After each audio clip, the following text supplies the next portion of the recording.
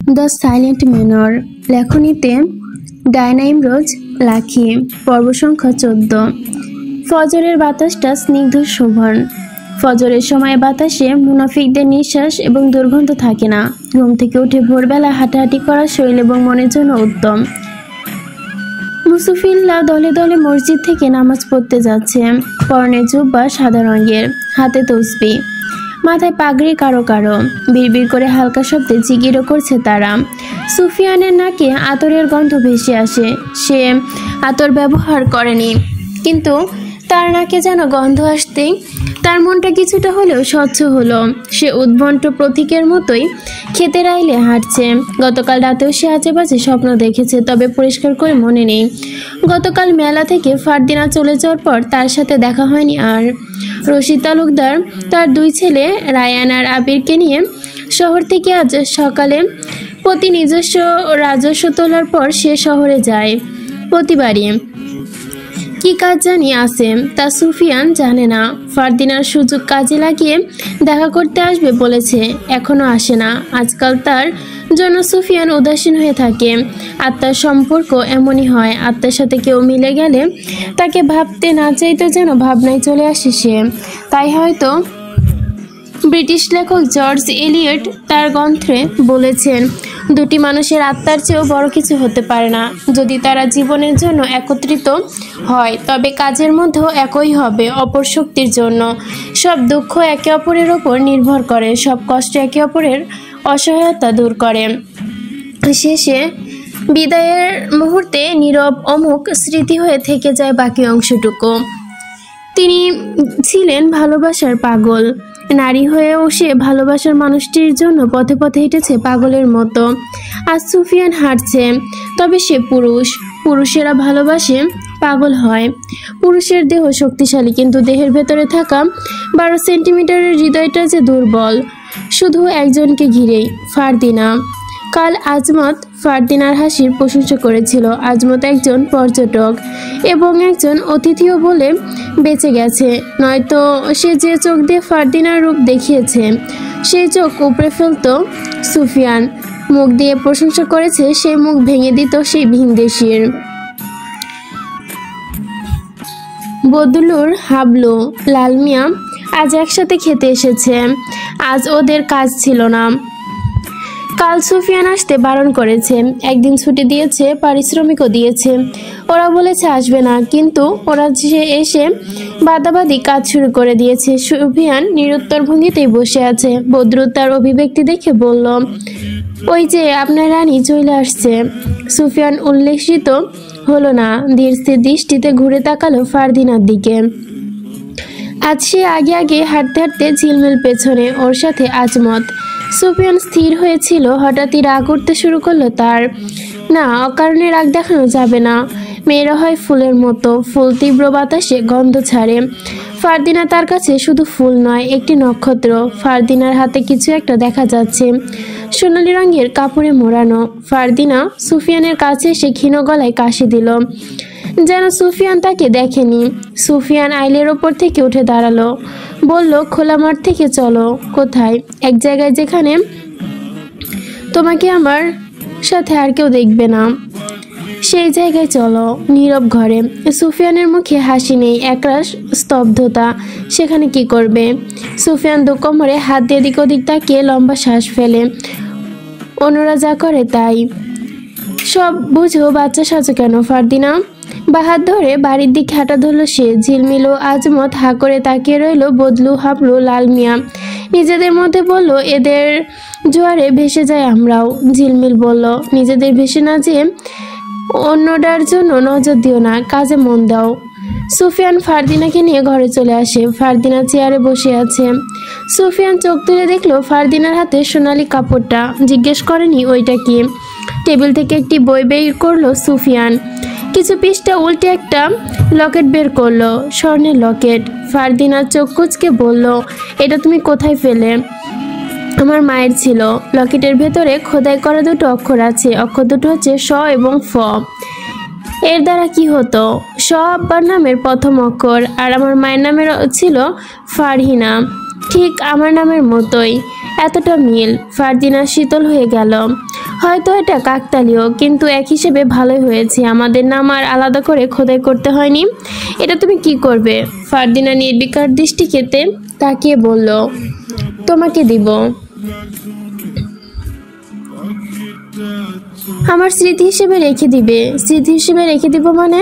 ফারদিনা নড়ে চড়ে বসলো। কেউ কিছু ছেড়ে চলে গেলে তার স্মৃতি হয়ে যায়, হয় দুনিয়া থেকে, নয় চিরতরে দুনিয়ার কোনো অজানা স্থলে।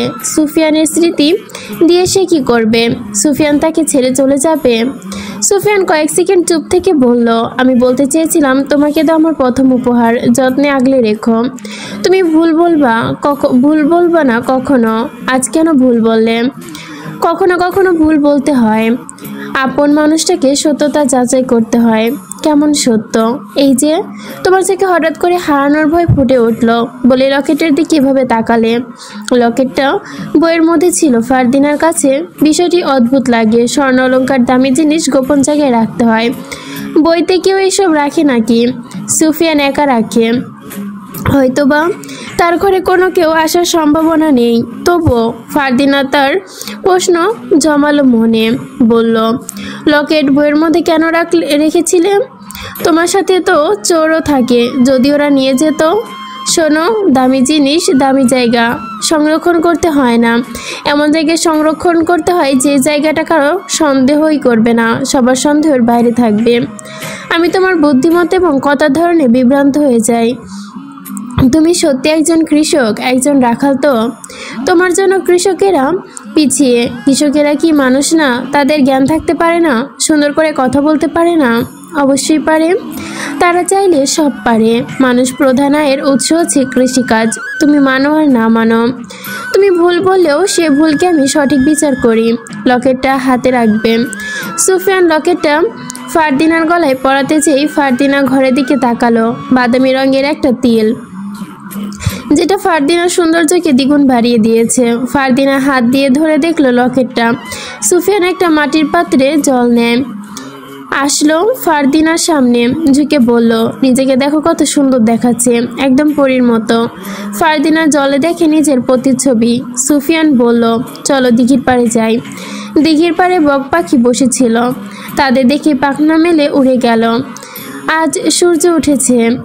সবেই সূর্য এর দেখা মিলেছে। সকাল থেকে কুয়াশা ঘেরা ছিল, তখনকার সাথে এখনকার আবহাওয়ার পার্থক্য অনেক। পরিবেশ শান্ত শীতল, কিন্তু কোনো এক কারণে যেন রোদেরা উজ্জ্বল হাসছে। রোদের সৌন্দর্য আজ পরিপূর্ণভাবে ফুটে ওঠেনি। ফারদিনা দেখতে তীব্র আলো, সুফিয়ান দেখতে না দেখতেই সেই আলো তার চোখে। ফারদিনার রূপ সূর্যের আলো চেয়েও যেন দ্বিগুণ উজ্জ্বল হয়ে উঠেছে। ফারদিনার গলায় লকেটটা রোদে পড়ে চিকচিক করছে। রোদেরা যেন ঝিলিক মারছে। ফারদিনার হাতে সোনালি কাপড়টা মোড়াচ্ছে, লম্বা লাঠি জাতীয় একটা কিছু। সুফিয়ান জিজ্ঞেস করলো, এইটা কি? কখন থেকে দেখছি হাতে। ফারদিনা টান টান করে চোখ সুফিয়ানকে দেখে বলল, তোমার জন্য একটা উপহার এনেছি। কি এনেছ? স্বর্ণের বাঁশি। তোমার কণ্ঠে অনেকদিন সুর শুনি না। আজ, এখন নয়, অন্য কোনো সময় তুমি তোমার অনুভূতি সুরে বাজাবে।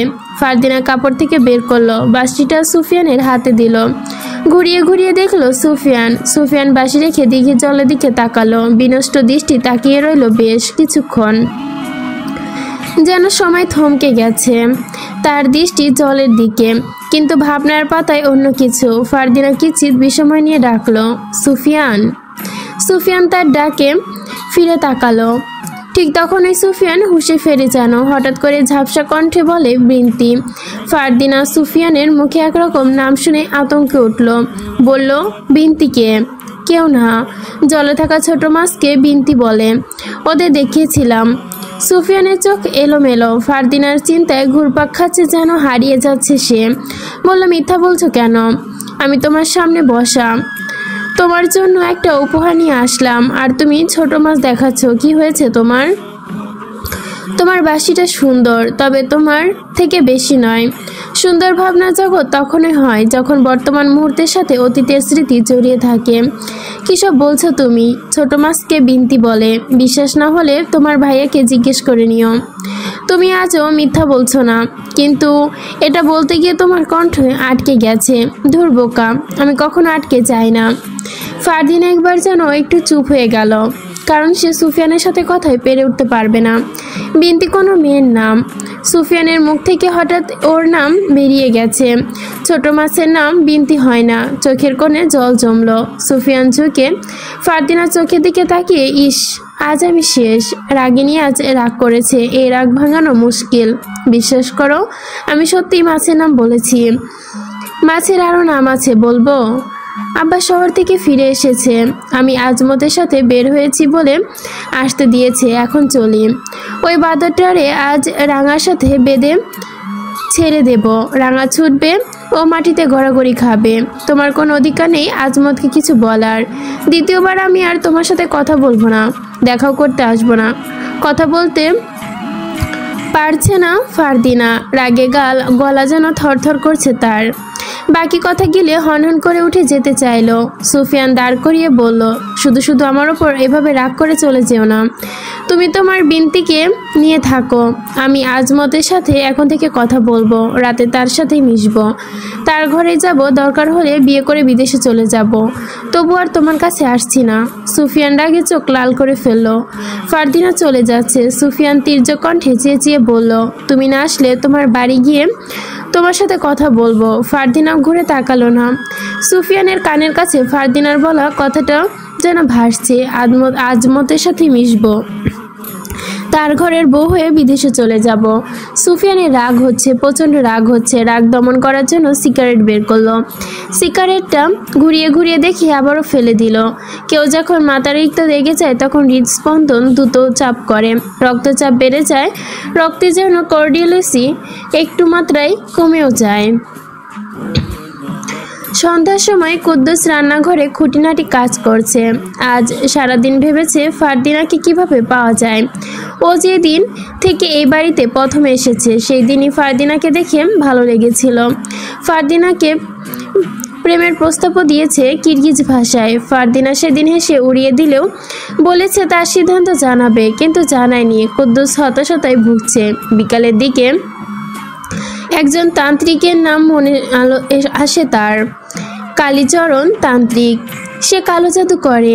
আজ দীর্ঘ 30 বছর ধরে কালীচরণের খোঁজ লাগিয়েছে রশিদের অন্যতম বিশ্বস্ত অনুচারী। কুদ্দুস ফারদিনার জন্য তান্ত্রিকের খোঁজ করেছে। বিষয়টি লুকিয়ে মিথ্যা বলে তান্ত্রিকের সন্ধান তার জানতেই হবে, তাহলে সে কুদ্দুসের প্রেমে পড়বে। তাই তো সে এত কিছু ভেবেছে, যাতে ফারদিনা কুদ্দুসের প্রেমে পড়ে যায়। কুদ্দুস হাসে। আজ সে ভীষণ খুশি, ফারদিনা নিজের করে পাবে তাই। সময় শুরু হয়ে গেছে, এখন খাওয়া দরকার। হাতে জলের পাত্র নিয়ে রান্নাঘর থেকে বেরিয়ে যেতেই রশিদ তালুকদার বৈঠকখানায় বসে আছে, সাথে রায়হান আবির এবং জেবুন্নেসা। কিছুক্ষণ পর রায়হান আবির এবং জেবুন্নেসা চলে যায়। রশিদ বসে আছে। কুদ্দুস জলের পাত্রটা পুনরায় রান্নাঘরে নিয়ে গেল। রশিদ বিষয়টা দেখে ডাকলো, কালু খেজুরের রস নাকি? কি নিয়ে আয়, গলা শুকিয়ে গেছে, রস খেলে ভালোই হবে। কুদ্দুস মহাবিপদে পড়ে। রশিদ শহরে গিয়েছিল, এত তাড়াতাড়ি শহর থেকে আসার কথা নয়। কুদ্দুস কি করবে বুঝতে পারল না, অপ্রস্তুতভাবে উত্তর দিল, জল তেষ্টা পেলে জল খেতে হয়, রস না। মাথা গরম করিস না, নিয়ে আয়। কুদ্দুস নিয়ে আসলো, কিন্তু এটা রস নয়, জল, কালো জাদুর জল। এই জল কিছুতেই খেতে দেওয়া যাবে না। প্রসঙ্গ বদলে কোনোভাবে এখান থেকে ছুটতে পালাতে হবে, সোজা ফারদিনার কাছে। কুদ্দুস বলল, আপনার না শহরে যাওয়ার কথা? মাঝপথে গিয়ে ভাবলাম আজ না গেলেও চলবে, পরে একদিন যাব। কেন? আমি আসলে বুঝি তুই খুশি হসনি? আপনার বাড়ি আপনি আসবেন, আমার ভালো লাগা খারাপ লাগায় কি আসে যায়? বক বক না করে রস দে। এটা রস না, তাহলে কি? কুদ্দুস এখন কি বলবে?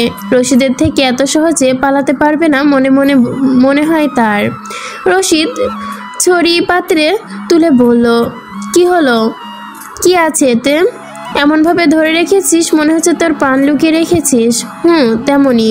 দে জলদি দে, তোর সাথে ঝগড়া করার আমার কোনো ইচ্ছা নেই। রসটা দে, খেয়ে ঘুম দিতে হবে। রস খেলে ঘুম হয় জানিস তুই? না, সবই জানলাম। আমি রস দেব না, আমার খাওয়ার জন্য এনেছি। পাত্রটা আমার কাছে দে। তুই হা কর, আমি ঢেলে দেই। তুই এক চুমুক খা, বাকিটা আমি খাবো। না, কিছুতেই দেওয়া যাবে না। তাদের কথোপকথনের মাঝে হাজির হয় ফারদিনা। সে বলল, তোমরা কিনে কারাকারি করছো? দেখ মা, কালু আমার রস খেতে দিচ্ছে না। ওকে বাড়ি থেকে বের করে দিয়ে আয় তো মা। রেগে গেলেন রশিদ। ফারদিনা কুদ্দুসকে লক্ষ্য করে বলল, কি কুদ্দুস ভাই, রসটা দিচ্ছ না কেন? আবার খেতে চাচ্ছে, দাও। বলে ফারদিনা কুদ্দুসের হাত থেকে রসের পাত্রটা নিয়ে রশিদের হাতে দেয়। কুদ্দুস ভাই নিজের হাত নিজেই কামড়াতে শুরু করে। ফারদিনা অতিথিশালার দিকে চলে যায়। রশিদের রস বুঝে জল খেয়ে বলে, হতচ্ছাড়া, এটা তো জল। এতক্ষণ আমার সাথে মশকরা করছিস? কুদ্দুস কিছু না বলে নিজের ঘরে দৌড়ে চলে যায়।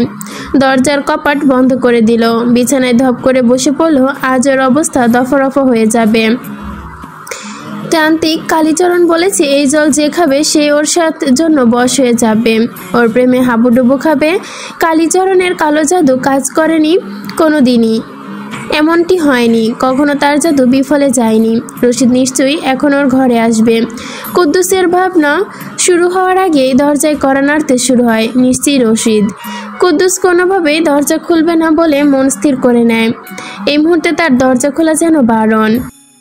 এবার রশিদ চেঁচিয়ে ডাকলো কুদ্দুসকে। কুদ্দুস উত্তর দিল, আমি ঘুমিয়ে পড়েছি, আপনি আমার ঘর থেকে যান। যতটা সম্ভব জোর গলায় উত্তর দিয়েছে। দরজার ওপাশে শব্দ গেছে বলে নিশ্চিত হয়। রশিদ আবার ডাকলো। কুদ্দুস ধীর পায়ে হেঁটে দরজার দিকে গেল। মুখে একটা গামছা চেপে ধরলো। রশিদকে কোনোভাবেই মানানোর চেষ্টা করতে হবে মনে মনে প্রার্থনা করে দরজা খুলে দিল।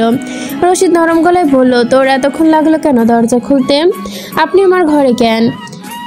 আজ আমি তোর সাথে ঘুমাবো, সর। বলে কুদ্দুসের খাটের ওপর বসে। কুদ্দুসের চোখে মুখে ভেজা ভাব এনে বলল, আমার সাথে কেন ঘুমাবেন? তোরে আমি সারাদিন বকাঝকা করি, আজ থেকে আর বকাঝকা করব না। তাছাড়া এতদিন তোর ভালোবাসা আমি বুঝতে পারিনি। কুদ্দুস রশিদের সামনে গিয়ে বলল, আমায় বকেন, মারেন, বেশি বেশি কথা শোনান, তবু আমার ঘর থেকে যান। তুই আমার সাথে এরকমটা করিস না। আজ আমি তোর সাথেই থাকবো। কুদ্দুস কাঁদো কাঁদো গলায় বলল, ইয়া আল্লাহ, এ কি বলে? আমি এখন কি করব, কই যাব? রশিদ ঠান্ডা গলায় ছড়ি ওর দড়িতে ঢুকিয়ে বলে, তোর কি আমাকে পছন্দ না? আমার অর্থ সম্পদ কোনো কিছুর অভাব নেই। কি নেই আমার? সব আছে। কি চাই তোর বল? কুদ্দুস মেঝেতে বসে পড়ে। কপাল চাপড়াতে চাপড়াতে বলল, এ আমি কি করলাম? এখন আমি কোথায় যাব? আপনি দয়া করে আমার ঘর থেকে যান। কেউ আপনাকে অবস্থা দেখলে হাসাহাসি করবে। রশিদ কুদ্দুসের সামনে হাঁটু গেড়ে বসে বলল, তুই চাস আমি চলে যাই? আমি গেলে তুই সত্যি খুশি হবি? জলদি জলদি যান, আর আমি দেখতেছি কি করে আমার বশ কাটানো যায়। এটা মনের মিল, কালু বস নাম। আপনার ছেলে দেখবে, হাসবে। আপনার ঘরে যান। তোর ঘরে থাকলে সমস্যা, তাই না? তুই আমার ঘরে চ, বেশ মজা হবে। কুদ্দুস বসা থেকে শুয়ে পড়লো মেঝেতে। কান্না করতে করতে বলল, আমি আর কোনো দিন তান্ত্রিকের কাছে যাব না। আল্লাহ এবার আমায় মাফ করে দাও।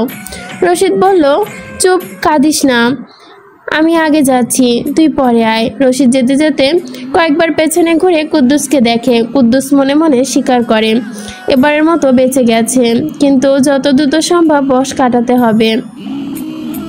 রশিদ গুনগুন করে গান গাইতে গাইতে সিঁড়ি বেয়ে উপরে উঠে যায়। চাঁদের আলোয় তার মুখ জ্বলে উঠেছে। হৃদয় আমায় শুধু তোরে ডাকে, বাতাসে ভেসে আছে তার নাম, প্রেমের সুরে মন খুশিতে নাচে। জেবুন্নেসা রশিদের সামনে বেশ হন্তদন্ত হয়ে ছুটে এলো।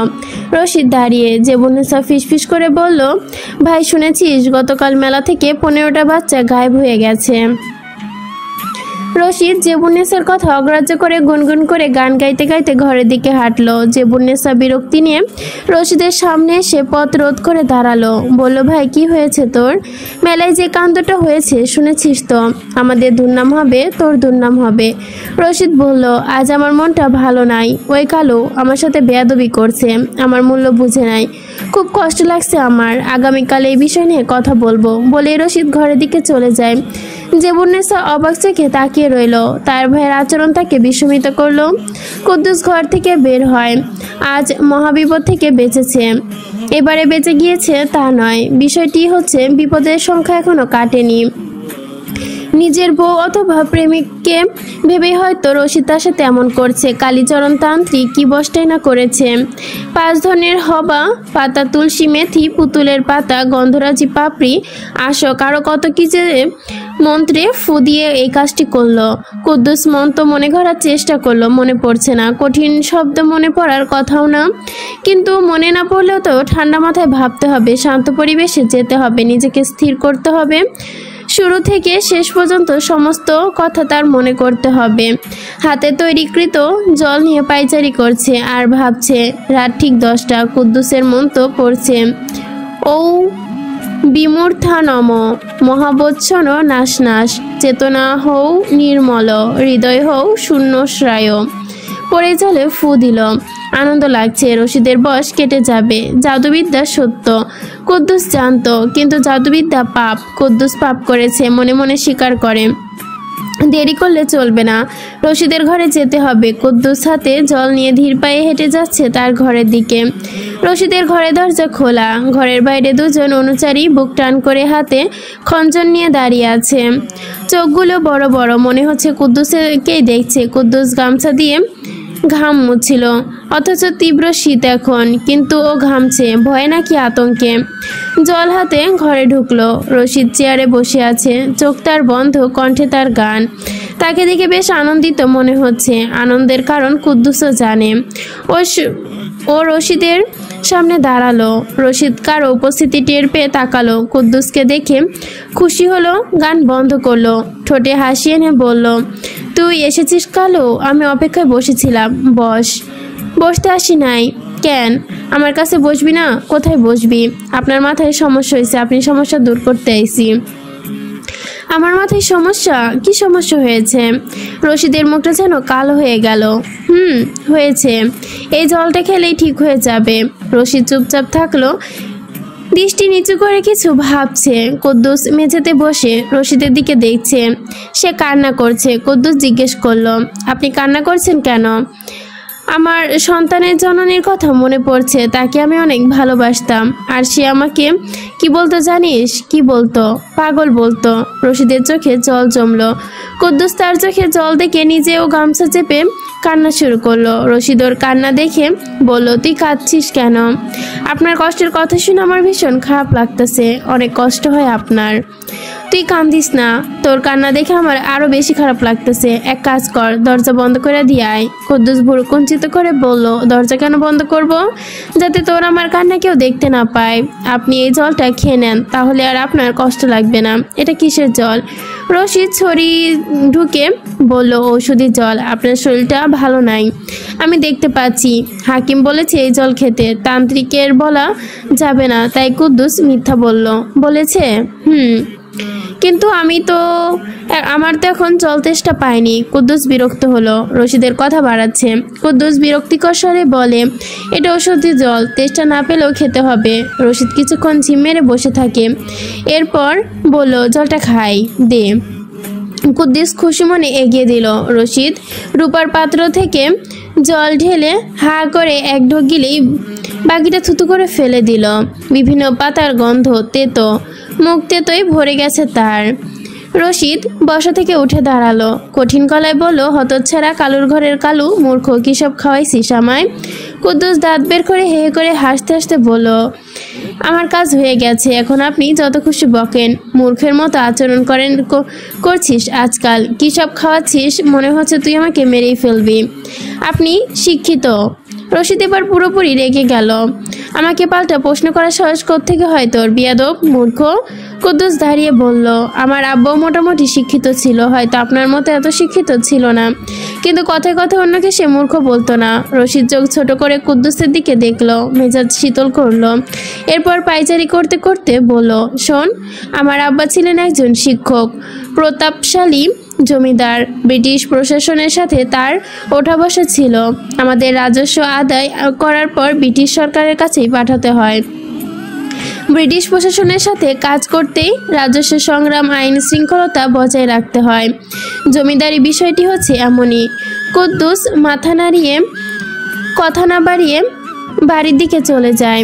জেবুন্নেসা ঘরের বাইরে হাঁটছিলেন। হাকিম আবুল কালাম বলেছে, রাতে খাওয়া দাওয়ার পর যদি কিছুক্ষণ হাঁটাচলা করা হয় তবে হজম শক্তি বেড়ে যায়। জেবুন্নেসা হাঁটছে, বাড়ির ফটকের দিকে যাচ্ছে, ঘুরে আবার ঘরের সামনে আসছে,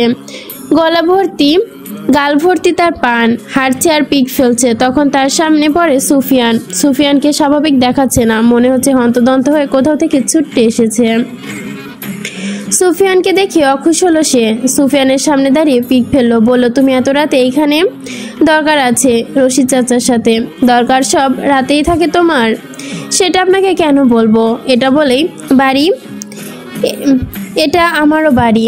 এ বাড়িতে আসতে হলে আমাকেও বলতে হবে। কি বললে খুশি হবেন? রাগে গা চলে গেল সুফিয়ানের।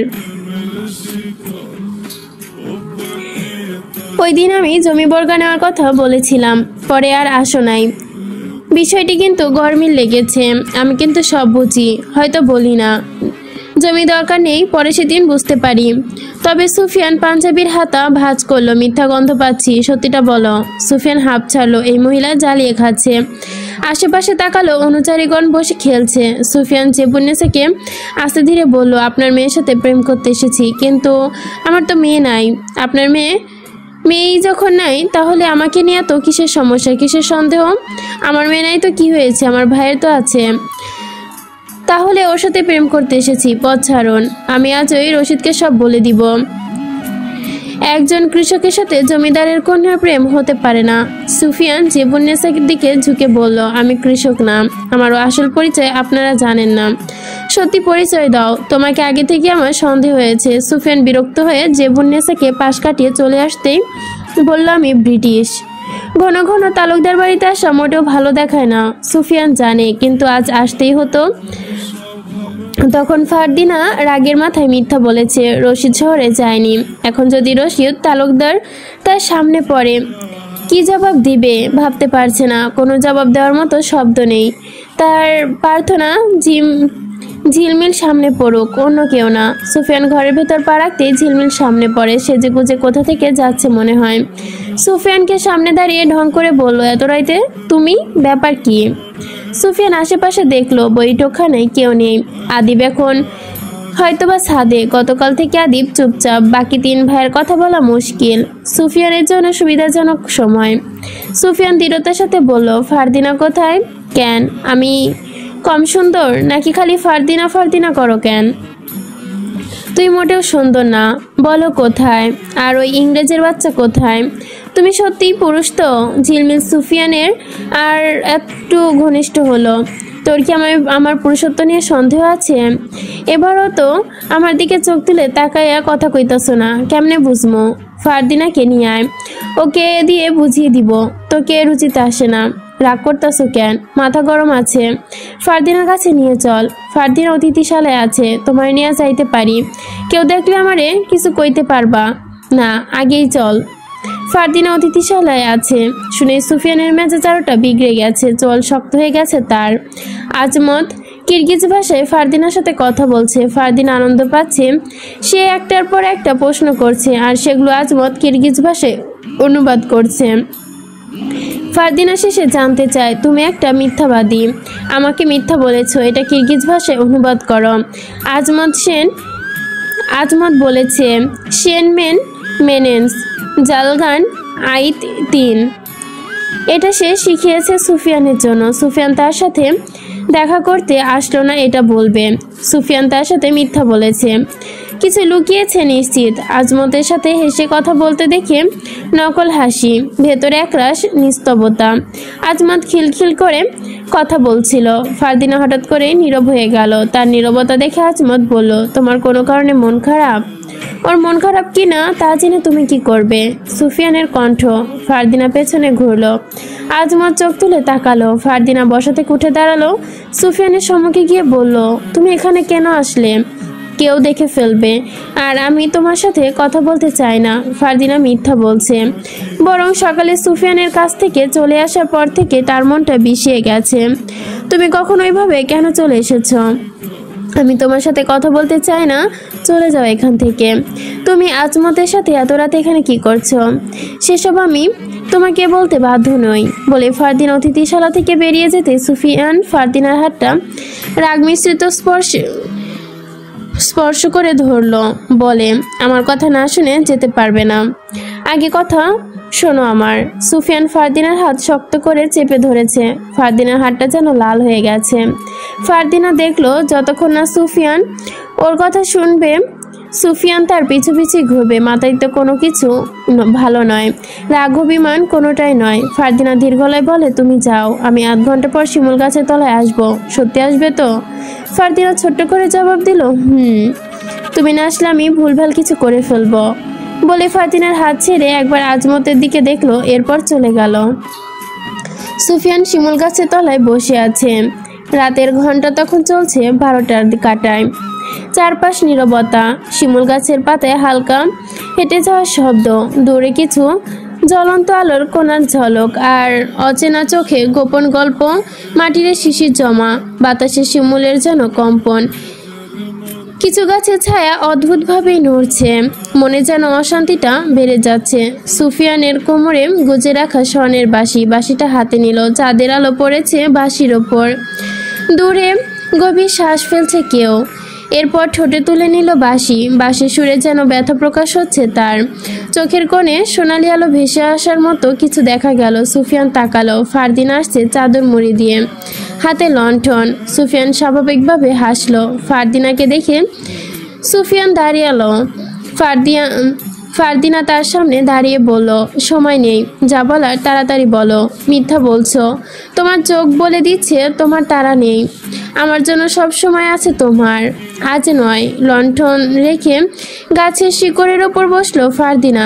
সুফিয়ানের পাশেই বসলো, বলল, তোমাকে লাল রঙের শাড়িতে সুন্দর দেখাচ্ছে। মিষ্টি কথায় আমি গলছি না। ফারদিনা রাগ নেই। সুফিয়ান বুঝতে পারলো রাগ কমেছে নিশ্চয়ই। ফারদিনা মাথা নাড়িয়ে বোঝালো কমেনি। সুফিয়ান মৃদু কণ্ঠে বলল, কমেছে।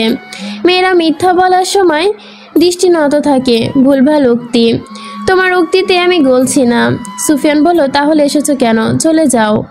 কতদিন তোমার সাথে এভাবে দেখা করব? ভাইরা জানতে পারলে আস্ত রাখবে না আমায়। সেই সময় কবে আসবে? শিগগিরই কথা বলবো তোমার আব্বার সাথে। ফারদিনা প্রসঙ্গ পাল্টে বলল, তুমি ব্রিটিশ, আমাকে সেরকম দেখায়। ফুপু আব্বার কাছে তোমার নামে নালিশ করেছে, উনি এখনো আব্বার ঘরে। সেই সুযোগে আমি এখানে এসেছি। তোমার ফুপুর মাথায় সমস্যা আছে, পাগল। সত্যি পাগল? আমার পেছনে লেগে থাকে, কবে জানি ঠ্যাং ভেঙে দেই। ফারদিনা সুফিয়ানের কথা হেসে উঠল। হাসির সময়টা দীর্ঘ হলো না। সুফিয়ান তাকিয়ে রইল। ফারদিনা বলল, কখনো অদ্ভুত কথা বলো তোমাকে হাসানোর জন্য, তাই কখনো অদ্ভুত কথা বলো আমাকে হাসানোর জন্য। আমার তো মনে হয় এভাবে ঘুরিয়ে পেঁচিয়ে কথা বলার ধরন রক্তে মাংসে মিশে আছে তোমার। রক্তে মাংসে মিশে আছে বলতে কি বোঝাতে চাইছ? কিছু জিনিস মনের বাইরে হলেও মনে অজানা থাকে। যেমন ফারদিনা কিঞ্চিত অবাক হলো। তুমি হঠাৎ করে আমার জীবনে এসেছো, আমার জীবনের রং পাল্টে দিতে। তুমি অতীতে কাউকে ভালোবাসতে, আমার দ্বিতীয় শেষ ভালোবাসা তুমি। প্রথমকে? ফারদিনার বুকের ভেতর হঠাৎ চিনচিন করে উঠল। সুফিয়ান নির্বিকার কণ্ঠে বলল, আমার মা। ফারদিনা হাঁপ ছেড়ে বাঁচল। বলল, তোমার মা বাবা খুব কম বয়সে তোমাকে একা ফেলে রেখে গেছেন। তোমার কষ্ট হয়। যেদিন আমি জানতে পেরেছি তোমার মা বাবা অনেক আগেই মারা গেছেন, সেদিন আমারও তোমার কথা ভেবে খুব কষ্ট হয়েছে।